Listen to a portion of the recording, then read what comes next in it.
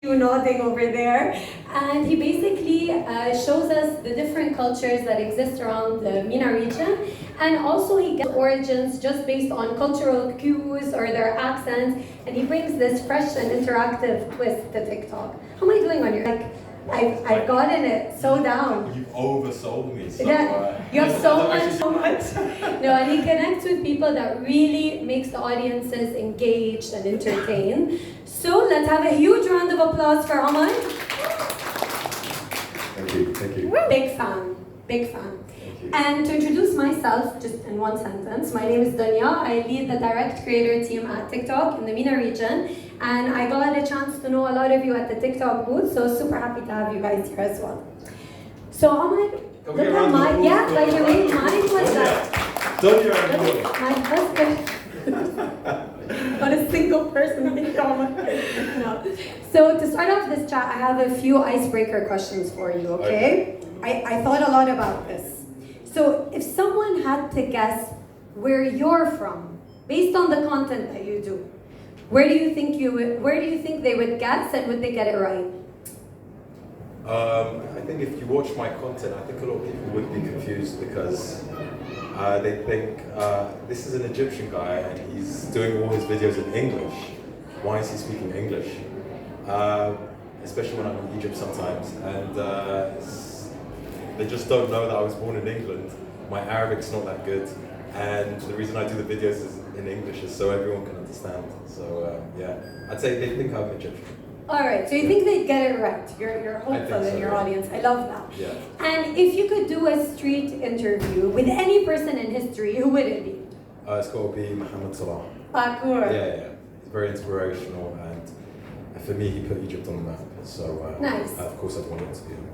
That's super cool. I really hope that you do. Yeah. So Omar, tell us a little bit about your TikTok journey, from the start to where you are now.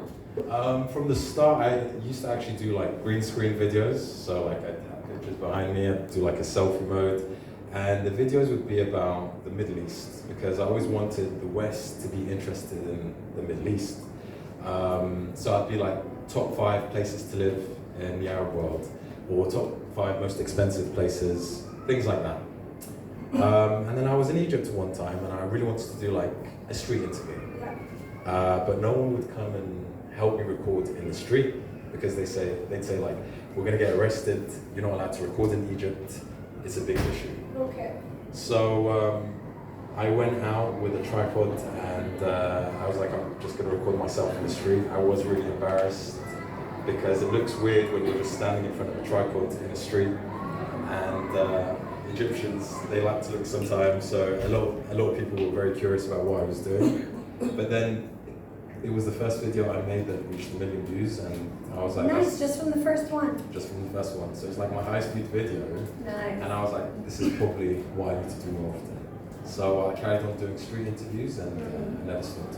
I really love that, and you touched upon, what we always say about TikTok, that discoverability aspect. Yeah. Really doesn't matter, how many followers you have, especially if, the content is so engaging. That's super cool. And was there a moment where you really knew, like, wow, I made it? There are moments where you're like, wow, but I don't think I've made it yet. I feel like there's still a long way to go, and a lot of things I could be doing. But obviously, when you get your first 1,000 views, it's a milestone. When you get your first 10,000 views, it's a milestone. And then almost when you get like your 100,000 and the numbers go higher, it's like those small milestones that you don't feel like they were anything in the first place. So I was saying to you yesterday, when you have your highs, don't go too high. When you have your lows, don't feel too low. Always stay somewhere in the middle. Obviously, you probably know more about that than me because you understand it more. So so always stay level-headed. If something good's happening, stay level-headed. I really love that. And tell us what inspired your content style. It's so unique, these interviews and stuff. Yeah. I would say generally I'm awkward, and I've been through a lot of awkward situations in my life. So I think I generally enjoy making people feel awkward, and just making people feel awkward because like how much awkward can you feel?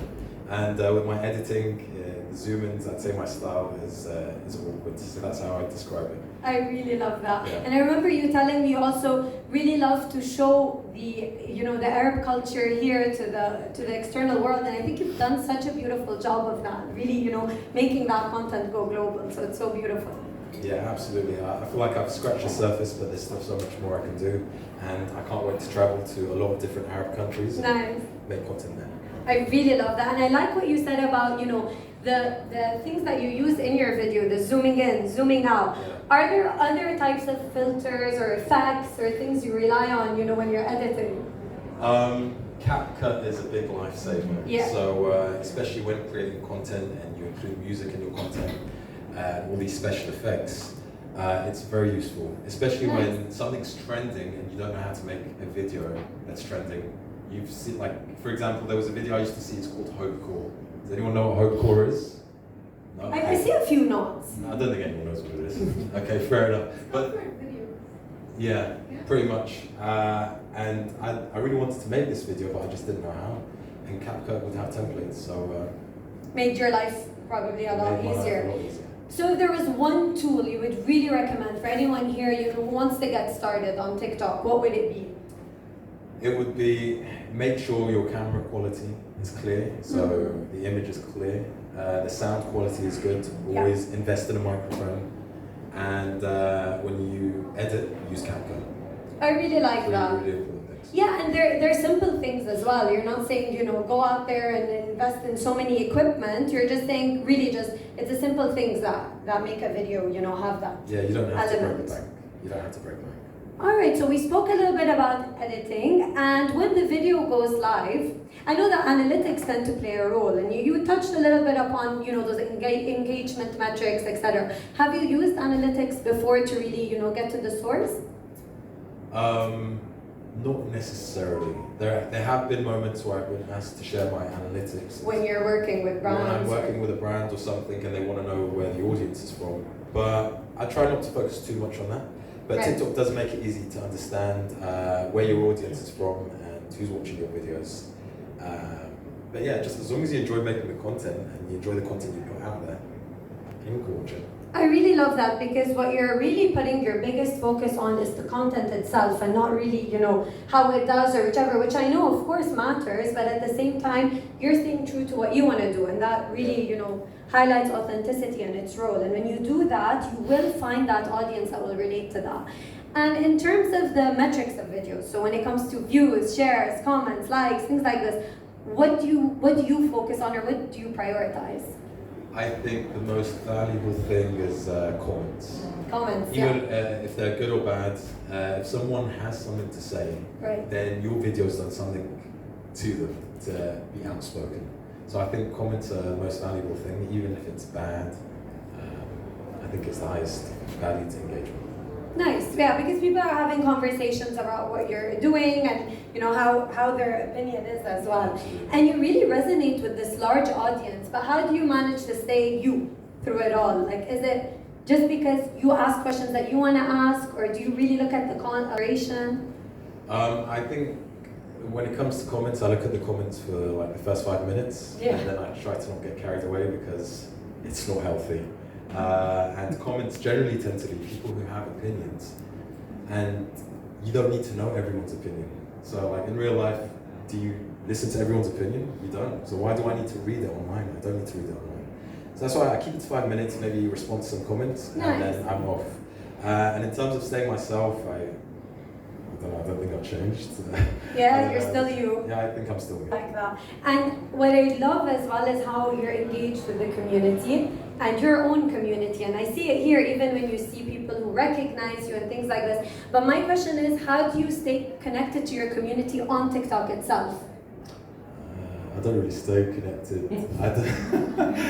This is the most socializing. You've done the Q&A live sessions though. Oh yeah, I did TikTok live. Yeah, yes. I used you to did. do TikTok lives during COVID and random occasions when I was stuck at home.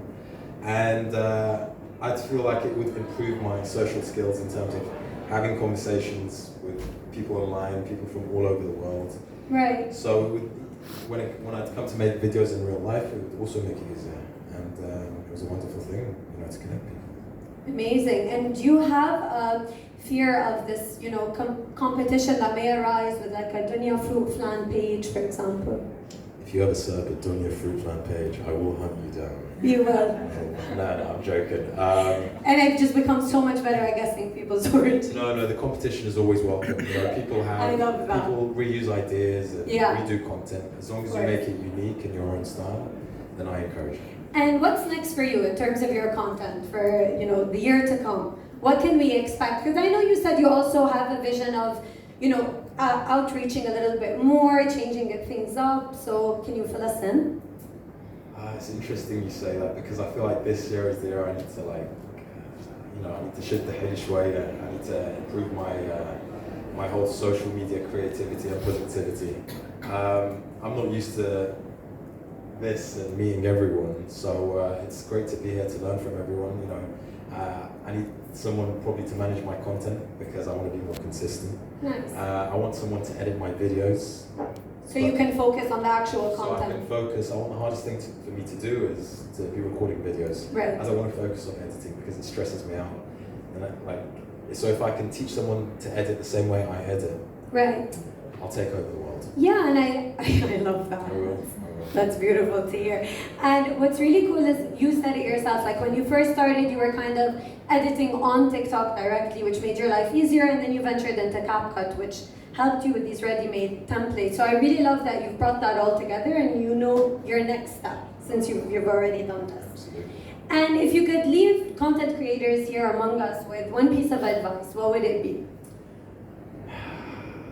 Obviously, we are in a creator world now. Everyone wants to create social media videos and be online. But the most important thing for me is like mental health. And as long as your mental health is good and you create content that you like, that's the most, it's not important, like the likes, the comments. As long as you're creating content that you generally like and you want to put out there, that is the most important thing.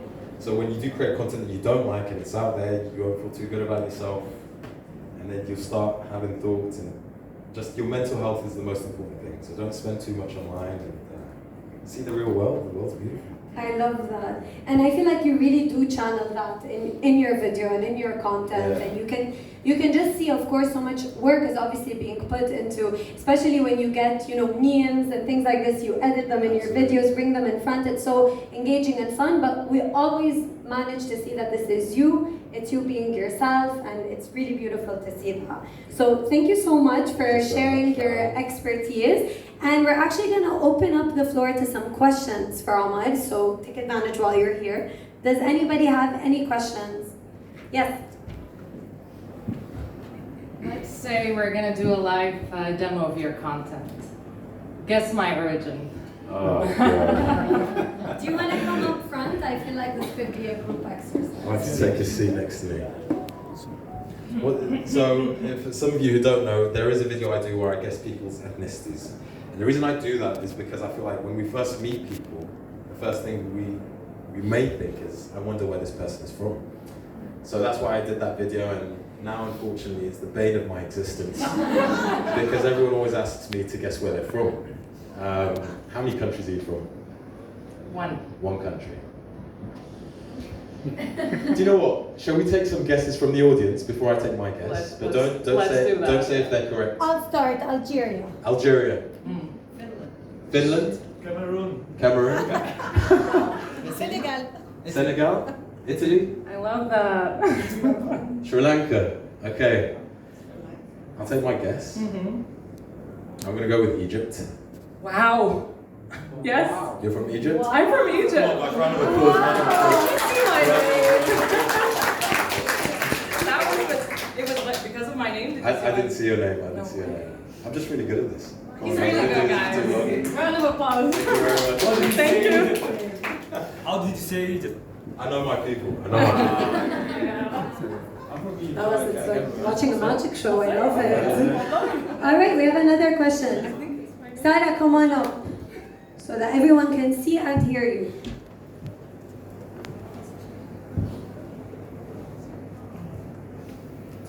Hi. Hi, Sarah. Hello. Hello. So you spoke earlier about using green screen videos, right? Yeah. And said at the beginning. So what are the do's and don'ts for green screen videos? Because as someone who also doesn't like editing and just has a hard time with editing, how would I utilize perfectly and the do's and don'ts of green screen? Wow, I never thought I'd be asked that question. Because when I did green screen, it was like 2 or 3 years ago, and it was all about like facts and news. So my one advice would be, if you are using green screen, make sure that the images you're using behind you are like clear HD, because people like attract the eye and they carry on watching if everything is clear. But I don't know if the features on TikTok have changed with green screen. No, it's perfectly said what you just said, and you have, so for everyone here, green screen, in case you don't know, is kind of when that image appears behind you or the video appears behind you, so you could use it as this visual support. So it's just there to help you make your point and give this interactive element. So sometimes if you're explaining something or you're referring to something, it's always nicer. It's kind of like when we present and we show you slides. So it's a nice way, especially as well if you're, like you said, you want to visit the world, but you didn't get a chance to go to that specific country and you want to kind of show that country, you can do it through green screen. And people on TikTok honestly love it, and it's so easy to do. And you can literally be filming from your bedroom and look like you're filming in Hawaii, you know? So it's pretty cool. Thank you, Sarah. Thank you. Thank you. Do we have any other questions? If I want to do a comment on the video that I see, would I use the green screen, or, you know, I want to be here commenting on the video of what's happening behind me. There's a lot of pediatric misinformation out there. So sometimes I want to take a video and say, please don't do this, or... Oh, you like having the green screen, the video in the background? Yeah. Or even stitching. You can stitch the video or duet it. Yeah, it's a cool tool.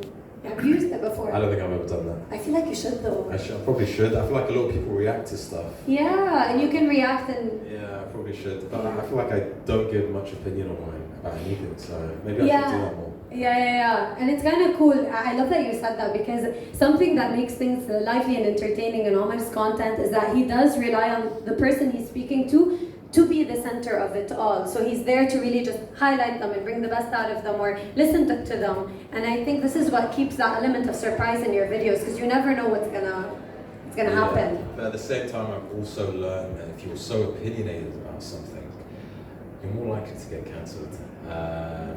Unfortunately, cancel culture is so big now. So you have to be very careful about the things you say and the opinions you share online, because it just takes one thing that you say and else you're finished. Of course. And any other, oh, they're in the back. So your content is usually different than other content creators, since you do like reviews and things like that. Have you ever worked with any brand, like branded content? And how do you feel about it? Was it successful? And how do I feel? One of my first ever jobs that I did was COP27. Oh, nice. And I think it was with TikTok, but they wanted one Egyptian creator from the UK Nice. and one Egyptian creator from Egypt to host a TikTok live at COP27. And it was like my first ever job, and I was thinking, I've never done anything live, so I was really nervous before I did it. But it was a wonderful experience because it was in Egypt, Sharm el-Sheikh, and I learned a lot. It's a two-way conversation. That's what's nice about it as well. Yeah. So you can give and you'll get back as well. And I think you were amazing then. So it was nice to see that. Yeah, it's always a learning experience. But most of the brand deals that come after that are like, Omar, we want you to do an advert and include our product, or we want you to make a video for us. That's most of the brand deals I'd get. So for example, there's a video I've done about how people clean themselves in England. I don't know if anyone see that video. Never know what Omar's going to say next. So I've asked people in the street in England how they clean themselves, and they only use toilet paper. I know it's not common here in the Middle East. We use water. But then after I made that video, a B-Day company reached out to me and said, Omar, we want you to include our B-Day in your next video where you ask people how they clean themselves. Yeah, no, but it's relatable. Like you see everybody was laughing, it's something fun. So these are the types of simple tricks that you do that really keep content engaging. طيب Omar, we're at the last end of our amazing chat. If people wanna find you afterwards and connect with you. Yeah. He wants to run Yeah, away. don't know what we're talking about. So if they wanna follow you. If they were Omarfruitflan on all He's platforms. kidding, by the way. You can definitely find him at the booth. Yeah. All right, thank you so much. Let's have a huge round of applause for Omar. Thank you so much. Hola.